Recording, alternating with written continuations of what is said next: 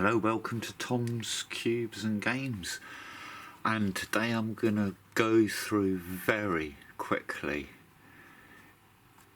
ESDE, Pegasus and RetroArch primary features. I'll do a more careful coverage of this another time. Okay, so first let's have a look at Pegasus. Go between systems with the shoulder buttons. Okay.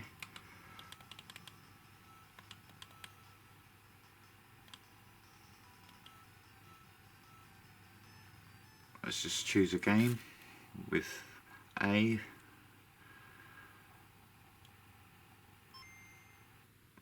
Now, many of the systems have the same shortcuts, and the hotkey is select,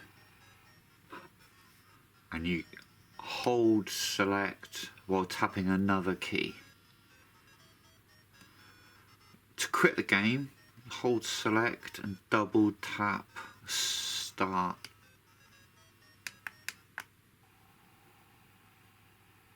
And quits out the game.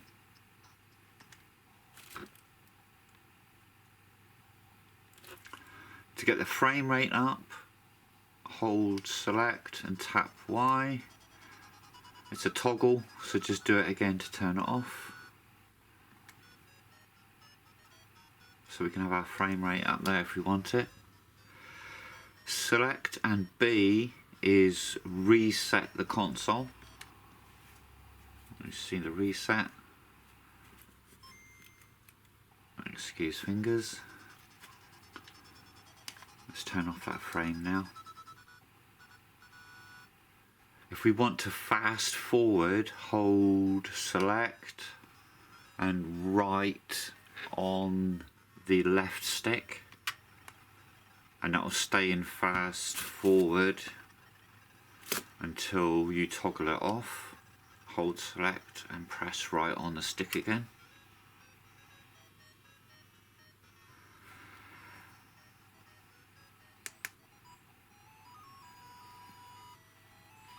If I hold select and R1, it's for save. You see that's saved. To load, hold select and L1. That loaded. If you wish to change the save slot so it will start on default 0, you hold select and R2 to increment save state slot. You can see that there. And hold select L2 to decrement save state slot.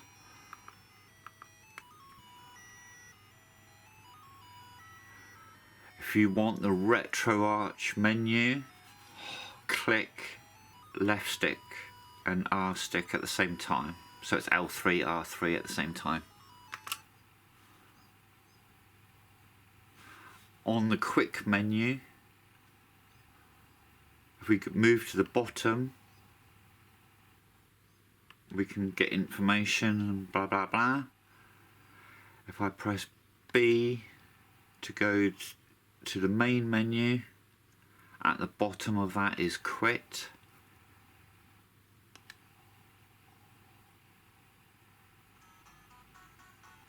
Now personally, I don't like that interface. So if we press home to go to Android home, in the simulator folder, okay. Oops.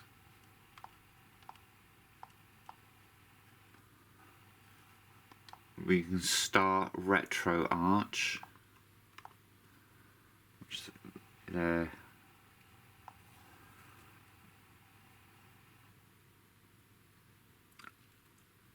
Then on the main menu, press left or right on the D-pad, and intuitively, this is why I don't like this interface. We're going left and right, move up and down here, move down to settings, choose user interface, move down, and you can change the menu interface. Personally, I like our GUI, so I'm just choose that and I'll back out with B.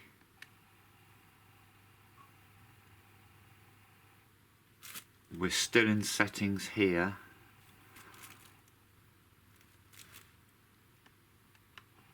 So I want to move up to, sorry, here, the menu, and then down we want to, where are we? We want to save.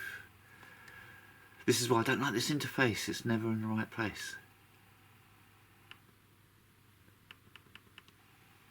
Ah, here we go. Configuration.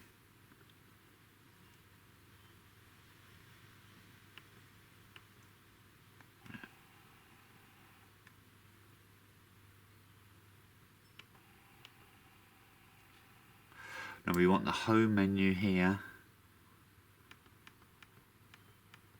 Configuration file. Save current configuration. Back out. Nothing's changed yet.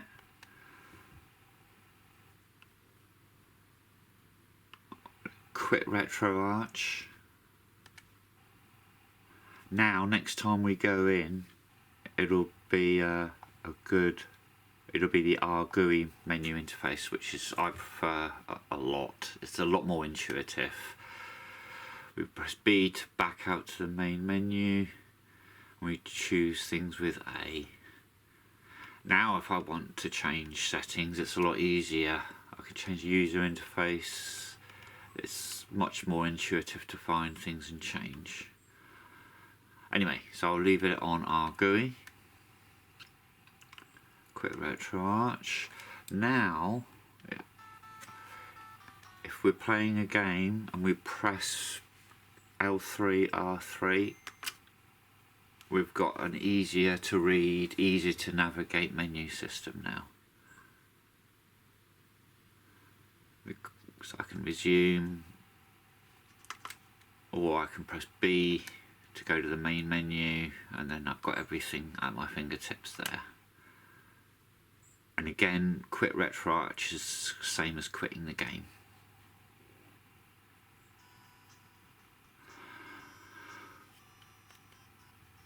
Some things like N64, NDS have their own menus. So on N64,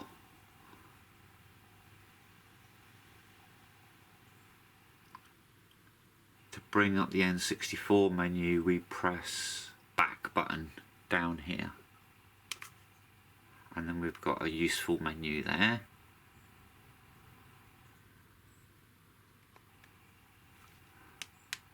See, pressing here does nothing to quit, so I have to use this menu for that, and I'll exit. Sure, okay. So that's the N64 menu. I haven't tried everything, and I'm sure if you fiddle around.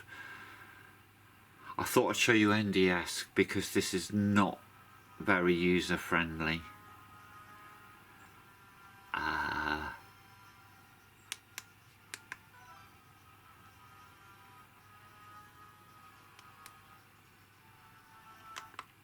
Right, so it's R3, click on the right stick. On this first menu, we choose with the left stick and press the button B for the choice. So I'm going to press B while I'm highlighting menu here. And at the bottom of that menu I can quit, and there I can save and load and so on and reset. Now right down the bottom is quit, but instead of pressing B I now press A to select that. So I thought I'd show you the NDS. It's horrible to use that menu. And there's one more I'll show you quickly. PSP. Did I go past it?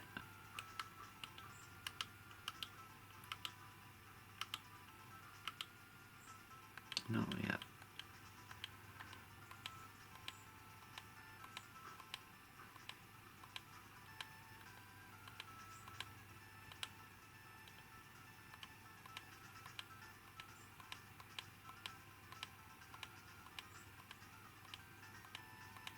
PSP. So let's start up PSP. And I think it's like the N64, it's on the back button. There we go, back button to bring up that menu, and you've got all your options there. That exits to its own menu, because if you've been playing other games you could choose other PSP games from this menu. And then this menu has its own quit option. So that's Pegasus. Now ESDE is pretty much the same. So when you're using ESD, the only real difference is the menus within ESDE. So it's left and right between systems instead of shoulder buttons.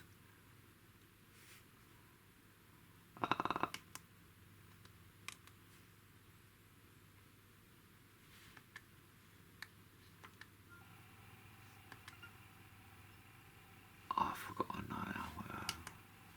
There's so many options here.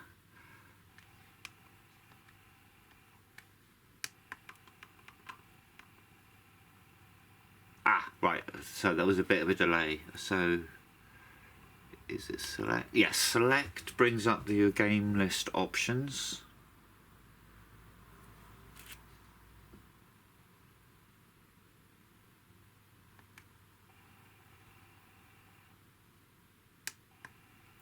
Start brings up your main menu, and you can change the user interface here. So as you see, we've got the wheel here, and perhaps you don't like that. Now you can install plenty of other themes, but I don't know how to do that yet. But we do have a choice under UI settings of another theme at the moment, linear, and it takes a long time to load. So choose it with A and then back out of the menu press B, which I've done, but you see it's not responding because it's there. It took a long time to do that. And now instead of that rotary setup, we now have a game list. So if you prefer that, that's how you get that up in ESDE.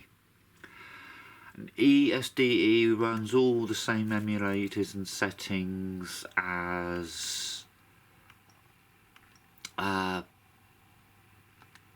the Pegasus. So once you start games, it's the same menu options.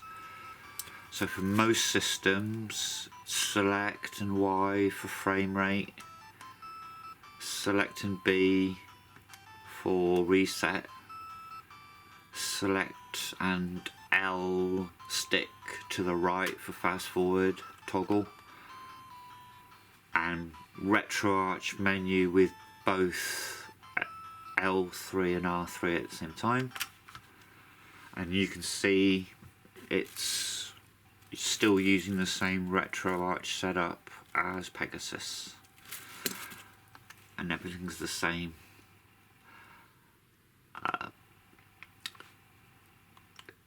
same within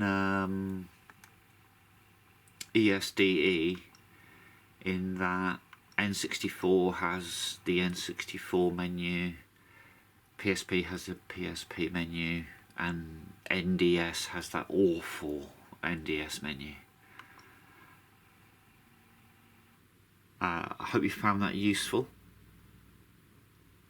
My next video will be how to install ESDE. Alright, thanks very much for watching. Bye.